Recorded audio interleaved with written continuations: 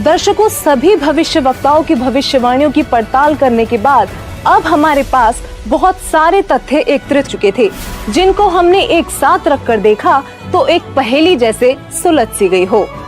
अब हमारे सामने एक ऐसा डेटा था जिसके आधार पर हमने सभी संतों पर भविष्यवाणियां सेट करनी शुरू कर दी, चाहे वो ओशो हो या राधा स्वामी पंथ के प्रवर्तक श्री गुरविंदर सिंह जी, सतपाल जी महाराज हो या फिर बाल योगेश्वर आदि।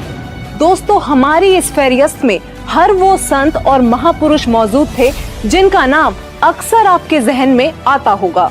आध्यात्मिक संत या महापुरुष ही नहीं, बल्कि हमने प्रधानमंत्री नरेंद्र मोदी जी जैसे राजनेताओं पर भी भविष्यवाणी को सेट करके देखा, लेकिन एक एक करके सभी संतों व राजनेताओं की छटनी होती चली गई और अंत में हमारे सामने थे एक ऐसे संत, एक ऐसे महापुरुष जिनके बारे में हमने सोचा तक नहीं था।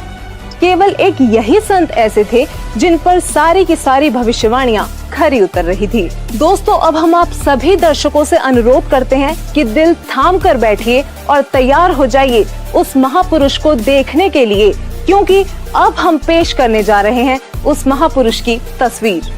दोस्तों, वो संत कोई और नहीं बल्कि पूरी दुनिया में सब संत महंत गुरु आचार्यों शंकराचार्यों से हटकर सर्व धर्म ग्रंथों के आधार पर सद्भक्ति प्रदान करने वाले अद्वितीय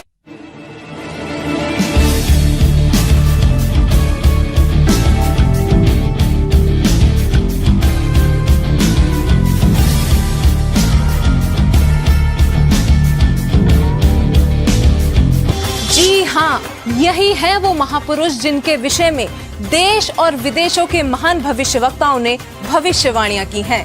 दोस्तों, हमने इस सफर की शुरुआत में ही बताया था कि परिणाम आपको चौंका देगा।